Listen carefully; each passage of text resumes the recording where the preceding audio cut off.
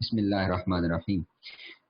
جی معزز شرکاء، on line فن خطابت کورس گزشتہ دنوں کے اندر جو اس سیشن کے اندر ہم پڑھتے آئے ہیں، ابھی تک سیکھتے آئے ہیں، اس میں ہمارے انتہائی معزز و محترم استاذ اللہ رب العزت انہیں جلد شفایابی عطا فرمائے اور کامل شفایابی عطا فرمائے، سر علامہ محمود مسعود قادری صاحب، آپ نے بہت ساری چیزوں کا احاطہ کیا اور بہت ساری چیزیں آپ نے اس میں بیان فرمائی۔ میں چاہوں گا کہ ایک دفعہ ہم اس کو دہرا لیں، اور جو آج کا ہمارا اس سیشن کا موضوع ہے وہ شخصیت سازی ہے، جو ہمارے اس آن لائن فن خطابت کورس کا ایک انتہائی اہم جزو ہے، وہ شخصیت سازی، پرسنالٹی ڈیولپمنٹ ہے۔ اس حوالے سے جو چیزیں ہم نے پہلے دن سے سیکھی ہیں وہ یہ ہے کہ اوورآل یہ اسپیچ کورس اور فن خطابت اور گفتگو کا انداز سیکھنا اور بہتر بنانا اور تقریر کا فن سیکھنا اور اپنے تقریر کے فن کو بہتر بنانا، اٹ سیلف یہ عمل ہی شخصیت سازی ہے، پرسنالٹی ڈیولپمنٹ کے اندر آتا ہے۔ اس کو پرسنالٹی گرومنگ بھی کہتے ہیں۔ پرسنالٹی ڈیولپمنٹ اور پرسنالٹی گرومنگ کے اندر دو طرح کی چیزیں آتی ہیں۔ ایک انسان کی جو پرسنالٹی ڈیولپمنٹ ہے، جس کو ہم شخصیت سازی کہتے ہیں، اس کے اندر وہ انسان کی ظاہری اپیرنس، اس کی وضاحت، اس کی لک، اس کا لباس کیسا ہو، یہ بھی اس کے اندر شامل ہوتا ہے۔ اس کی گفتگو، اس کا گفتار، اس کا انداز خطاب کیسا ہوتا ہے، یہ بھی اس کے اندر شامل ہوتا ہے۔ پھر اسی طرح جو ہمارے انتہائی معزز و محترم استاد سر علامہ محمد سرفراز قادری، آپ نے بہت ساری اہم چیزوں کی طرف اشارہ کیا، جن میں سے ایک انتہائی اہم چیز کل آپ نے جس کی طرف اشارہ کیا، اور وہ والدین کی خدمت ہے۔ تو اخلاق حسنہ، حسن خلق، یہ پرسنالٹی کا اور شخصیت سازی کا ایک انتہائی عام جزو ہے۔ تو یہ ساری چیزیں ہمارے اس کورس کا حصہ ہیں جو ہم سیکھتے چلے آ رہے ہیں پہلے دن سے۔ تو میں اس کے ایک حصے کو لوں گا جس کے اندر ہم نے پہلے جو گفتگو ابھی تک کی ہو چکی ہے، میں اس کو تھوڑا کنکلوڈ کروں گا اور پھر اسی سے ٹاپک کو آگے چلاؤں گا۔ اس کے اندر جو ہمارا انداز گفتگو وہ بہتر کیسے ہو سکتا ہے، ان میں کن کن چیزوں کا ہمیں خیال رکھنا ہے، وہ خطاب بہتر کیسے ہوتا ہے، اس میں سب سے پہلے ہم نے جو چیز دیکھی وہ اپنا موضوع اور موضوع کی تیاری ہے کہ مضمون ہم نے شروع کیسے کرنا، ایک موضوع تیار کرنا، پھر اس موضوع کے تحت آیات قرآنی، احادیث مبارکہ، اور پھر اس کے اوپر دلائل اور گفتگو، اور ان میں سے نکات بیان کرتے چلے جانا، نکات بیان کرنا اس میں سے۔ یہ ایک گفتگو کا انداز ہم نے سیکھا کہ ہماری گفتگو کو جو پہلے لیکچر کے اندر جو سر نے ارشاد فرمایا تھا، اور وہ کیا تھا کہ ہماری گفتگو، ہمارا خطاب وہ سٹرکچرڈ ہونا چاہیے، سٹرکچرڈ ہونا چاہیے، اس کا ایک آغاز ہو، باقاعدہ آغاز، سٹارٹنگ پوائنٹ ہو اس کا، کہ جو تمہیدی گفتگو جس کو ہم کہتے ہیں، ہم تمہید باندھ کر کے موضوع کو، اپنے موضوع کا تعارف کروائیں اور لوگوں کو کی ذہن سازی کریں اپنی گفتگو، اپنے خطاب کے آغاز کے اندر، کہ آج ہم جس موضوع پر گفتگو کرنے جا رہے ہیں دراصل یہ ہے کیا اور یہ کتنی اہمیت کا حامل ہے۔ پھر اس موضوع سے متعلق جو ہم نے آیات پڑھی، تو جیسے مجھے وہ سر کی بات یاد آ رہی ہے، اور انتہائی خوبصورت بات آپ نے ارشاد فرمائی کہ حصول برکت کے لیے آیات نہ پڑھی جائیں، وہ آیات حصول برکت کے لیے نہ پڑھی جا رہی ہوں، جو ہمارے ہاں ایک رواج اور رسم بن چکی ہے خطاب کی، کہ ہم حصول برکت کے لیے آیات پڑھ دیتے ہیں، پھر اس کے بعد گفتگو، اس کا تانا بانا وہ کہیں سے جوڑتے رہتے ہیں، کوئی معلوم نہیں ہمیں، کوئی ایک آدھ واقعہ در سے بیان کیا، کوئی روایت یہاں سے پکڑی، کوئی چٹکلا چھوڑا خطاب کے دوران، گفتگو کے دوران، اور کچھ دوسروں پر تنقید کی، اور بس اسی طرح ہمارے ہاں عمومی طور پر خطابات چلتے ہیں۔ وہ سٹرکچر گفتگو، ایک ہی موضوع کو لے کر کے چلنا، اور اس میں بالخصوص جو آیات پڑھی گئی ہیں ان کا احاطہ کرنا، ان کا ترجمہ کرنا، اور اس پر گفتگو کرنا کہ وہ آیات، ان کی تفسیر تشریح کیا ہے، پھر اس کے بعد اس سے متعلقہ احادیث، روایات، آثار بیان کرنا۔ تو یہ ایک سٹرکچر، پھر اسی طرح باقاعدہ اس کی ایک اینڈنگ ہونی چاہیے، ایسے نہیں کہ گفتگو کرتے ہی کے دوران ہی کہہ دیا جائے کہ وما علینا الا البلاغ، بس میری گفتگو یہاں ختم ہوتی ہے اور میں ختم کر کے آپ سے اجازت چاہتا ہوں۔ وہ ایسے بھی نہیں ہونا چاہیے، اس کا باقاعدہ ایک اختتام ہونا چاہیے، باقاعدہ اختتام، گفتگو کسی ایک جگہ پر وہ اینڈ ہو، کنکلوڈ کریں ہم اسے، باقاعدہ کنکلوژن ہونا چاہیے گفتگو کا۔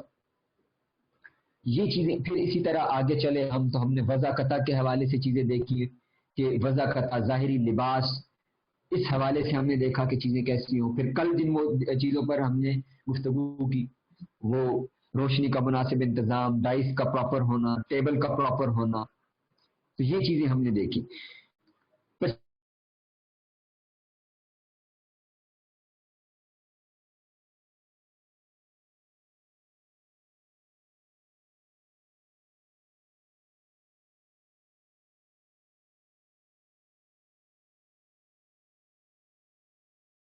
وہ ایک ایسی دعا ہے اور اتنی خوبصورت دعا ہے کہ اسی دعا کے اندر لیڈرشپ کوالٹیز بھی پائی جاتی ہیں کہ جو لیڈر کے اندر کوالٹیز ہونی چاہیے وہ بھی اسی دعا کے اندر، وہ اس آیت مبارکہ کے اندر شامل ہے.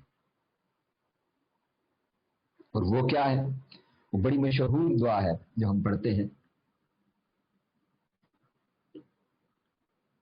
رب شرح لی. یہ اس کا پہلا نقطہ ہے.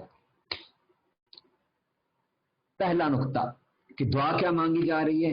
اے میرے رب میرا سینہ کھول دے، مجھے شرح صدر عطا کر.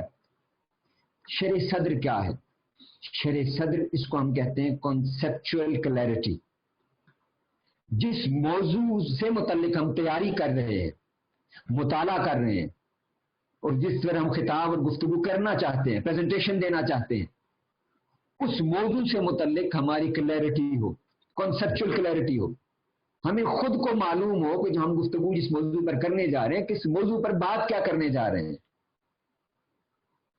جو ہم نے بات پہلے کی کہ ہم باقاعدہ ایک موضوع طے کریں اور پھر اس پر آیات اور دلائل کے ساتھ گفتگو ہو. ایک ایسا موضوع چن لیں کہ جس کی خود ہمیں بھی خبر نہ ہوگی وہ کیا ہے، تو اس کو کنسپچول کلیئرٹی نہیں کہتے. بے شک اس کے اوپر ہم مطالعہ کر لیں، چیزوں کو پڑھ لیں. میں جیسے ایک مثال عرض کرتا ہوں کہ انٹرنیشنل ریلیشن کے اوپر ہم گفتگو کرنا شروع کر دیں جو ہمارا ٹاپک ہی نہ ہو، ہماری کبھی وہ سبجیکٹ اسٹڈی رہی ہی نہ ہو، اور ہم اس پر گفتگو کرنے کے لیے ایک موضوع بنا کر کے اور اس کے اوپر کہیں جی ہمارا مطالعہ ہے، لیکن ہمیں خبر ہی نہیں ہے کہ انٹرنیشنل ریلیشن کہتے کس کو ہیں، بین الاقوامی تعلقات ملکوں کے کیا ہوتے ہیں معلوم نہیں. اور ان پر ہم سمجھتے ہیں کہ جیسے ہم سوشل میڈیا کے اوپر بیٹھ کر کے رائے دہی کرتے ہیں تو اس موضوع کے اوپر بھی ایسے ہی رائے دہی کرنا بڑا آسان ہے، اور اس کا بیک گراؤنڈ ہمیں معلوم ہی نہ ہو، اس کی تھیوری ہم نے پڑھ ہی نہ رکھی ہو. انٹرنیشنل لا اس کے اندر کتنی چیزیں آتی ہیں کہ موجودہ دور کے اندر ہمیں یہ دیکھنا ہوگا کہ انٹرنیشنل لاز کیا کہتے ہیں کسی ایک قانون سے متعلق، وہ پتہ ہونے چاہیے. پھر جو مختلف ممالک کے آپس میں معاہدے ہوئے ہیں وہ کیا ہے. یہ میں نے ایک چھوٹی سی مثال عرض کی جو ہماری روزمرہ روٹین کے حساب سے ہے کہ ہم جس پر گفتگو شروع کر دیتے ہیں، بحث و مباحثہ کرتے ہیں، ایک دوسرے کے ساتھ گفتگو کرتے ہیں. اسی طرح اگر ہم کسی دینی موضوع کو لے لیں، کسی فقہی موضوع کو، مذہبی موضوع کو لے لیں، تو اصول حدیث ہمیں معلوم ہی نہ ہو، ہمیں سند کا ہی نہ پتا ہو کہ کیا ہوتی ہے، اور ہم گفتگو اور موضوع چن لیں اصول حدیث کا، تو ہماری کنسپچول کلیئرٹی اس موضوع کے اوپر نہیں ہے. اور ہم اس پر گفتگو کیا کریں گے؟ ہم 2-4 کتابیں اٹھا کر کے وہ تعریفات تو ہمیں بتا دیں گی، ڈیفینیشنز تو پتہ چل جائیں گی، لیکن اس ڈیفینیشنز کے پتہ چل جانے سے وہ کنسپچول کلیئرٹی نہیں آتی محض الفاظ کو پڑھ لینے سے. یہ فنون ہے، علوم ہے جو باقاعدہ سیکھے جاتے ہیں، سکھائے جاتے ہیں، اساتذہ فن سکھاتے ہیں. اسی لیے تو علم حدیث کا ایک الگ پورا میدان ہے. محض درس نظامی کر لینے کے بعد کسی بھی ایک فاضل کی، میں لفظ فاضل بول رہا ہوں، عالم نہیں بول رہا، اس فاضل کی علم حدیث کے اوپر دسترس نہیں ہوتی. اس کو اس موضوع کے تحت پھر اسپیشلائزیشن کرنی پڑتی ہے 2 سال کے الگ سے.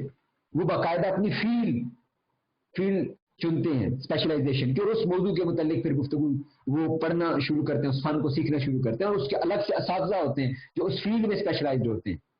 پھر اسی طرح اگر فقہ کی بات کر لی جائے تو فاضل ہونے کے بعد پھر فقہ کی اسپیشلائزیشن کی جاتی ہے، افتاء کی پھر اس کے علاوہ الگ اسپیشلائزیشن کی جاتی ہے. تو یہ فنون سیکھے جاتے ہیں، تب جا کر کے کلیئرٹی آتی ہے ان چیزوں کی، موضوعات کی، ان چیزوں کی. پھر انسان اس قابل ہے کہ وہ ان موضوعات پر گفتگو کرے. یہ تو دقیق موضوعات ہیں، ان کے اوپر تو صاحب فن لوگ جو اسپیشلائزڈ اساتذہ ہوتے ہیں وہ گفتگو کرتے ہیں، وہ پڑھاتے ہیں. تو ہم نے جو موضوع چننا ہے وہ موضوع ایسا ہو کہ جس کے اوپر خود ہمیں کانسیپچول کلیئرٹی ہونی چاہیے. یہ پہلا نقطہ ہے. شرح صدر کا یہ معنی ہے کہ جس موضوع پر ہم خطاب اور گفتگو کرنے جا رہے ہیں، خود اس موضوع کے اوپر ہم کتنے کلیئر ہیں، اس کو کتنا جانتے ہیں، اس کے پیچھے ہمارا مطالعہ کتنا ہے. یہ بھی کنسپچول کلیئرٹی کے اندر یہ چیز آتی ہے کہ اس میں ہمارا مطالعہ کتنا ہے، اس موضوع کے متعلق ہم نے کتنا پڑھ رکھا ہے. محض کوئی مبتدی کی طرح ابتدائی کوئی ایک آدھ کتاب پڑھی ہے جس میں تعریفات ہیں، یا آگے جا کر کے بنیادی چیزوں سے بڑھ کر کے اصول کی چیزیں بھی اس میں سیکھی ہوئی ہیں. یہ فتاوی جات اور احادیث مبارکہ کا جو علم ہے یہ انتہائی ایک فن ہے الگ سے. اس کے باقاعدہ اصول ہیں اور سال ہر سال لگ جاتے ہیں اس کے اوپر. پھر اسی طرح عقائد ہیں. جس بھی موضوع کو لے لیں یہ ساری چیزیں ایک فیلڈ ہے اسپیشلائزیشن کی. تو جب تک ان میں انسان کو مطالعہ نہ ہو اور کانسیپچول کلیئرٹی نہ ہو، اس کی کانسیپچول کلیئرٹی آتی ہے مطالعہ سے، مطالعہ کے ذریعے کانسیپچول کلیئرٹی حاصل ہوتی ہے. جس موضوع کے اوپر ہمارے اساتذہ کرام وہ پہلے دن سے انہوں نے اس پر گفتگو شروع کی. پھر دوسری چیز جو اس کے اندر بہت عام ہے وہ اسی دعا کا حصہ ہے، اور وہ کیا ہے؟ وَيَسِّرْ لِي أَمْرِي. وَيَسِّرْ لِي أَمْرِي. وَيَسِّرْ دعا کی جا رہی ہے اللہ رب العزت سے. موسیٰ علیہ السلام دعا کر رہے ہیں کہ باری تعالیٰ میرے لیے میرے کام کو آسان کر دے. جو تو نے مجھے کام سونپا ہے، جب آپ کو نبوت عطا ہوئی، وحی ہوئی اور حکم ہوا کہ فرعون کی طرف جا کر کے اسے دعوت دینی اور اس پوری قوم کو دعوت دینی ہے، دین کی طرف بلانا ہے، تو اس موقع پر یہ دعا مانگی کہ اے باری تعالیٰ یہ جو معاملہ، یہ جو کام میں کرنے جا رہا ہوں اس پر میرا سینہ کھول دے، میرا سینہ کھول دے اس کام سے متعلق، مجھے اس پر پوری مکمل کنسپچول کلیئرٹی عطا کر اس موضوع سے متعلق. اور پھر فرمایا وَيَسِّرْ لِي أَمْرِي، اور اس کام کو میرے لیے آسان کر دے، اس کام کو میرے لیے آسان کر دے. اس کا کیا معنی ہے؟ یہ وہ چیز ہے جس کے اوپر ہم نے پچھلے 2 دن گفتگو کی ہے، اور وہ ہے سیلف کانفیڈنس، حوصلہ مندی. جو چیز آسان ہو جاتی ہے تو پھر انسان اس کے لیے کانفیڈنٹ ہوتا ہے اس کو کرنے کے لیے. کانفیڈنس لوز ہی وہیں پر ہوتا ہے جو انسان کو مشکل لگ رہی ہوتی ہے. یاد کریے پہلا دن ہمارے اس کورس کا، اور سب سے پہلی پریکٹس جو سر سرفراز نے ہمیں کروائی ہے وہ کیا تھی؟ Yes we can do it, yes you can do it. یہ اپنا کانفیڈنس اپنے اندر پیدا. آپ دیکھیے کہ سر نے بھی جہاں سے بات شروع کی ہے وہ اسی سیلف کانفیڈنس سے شروع کی ہے، کانفیڈنس بلڈنگ سے شروع کی ہے کہ ہمارا کانفیڈنس اس چیز کے اوپر بحال ہو کہ ہاں جو ہم آگے آئندہ آنے والے دنوں میں کام کرنے جا رہے ہیں، ہم میں سے ہر ایک کو اس پر اعتماد ہونا چاہیے کہ میں خطاب کر سکتا ہوں، میں گفتگو کر سکتا ہوں. تو کل اور پرسوں بھی جو آپ سے گفتگو ہوئی وہ بھی اسی متعلق تھی کہ پہلا مرحلہ ہی ہمارے لیے وہ مشکل ہوتا ہے کہ جب ہمیں بلایا، ہم سمجھ رہے ہوتے ہیں جب بلایا جا رہا ہے اور یا جا کے یونیورسٹی میں پریزنٹیشن دینی ہے، وہ کام ہمیں آسان نہیں لگ رہا ہوتا، وہ کام ہمیں آسان نہیں لگ رہا ہوتا. اسی وجہ سے کانفیڈنس لیول لو ہو جاتا ہے.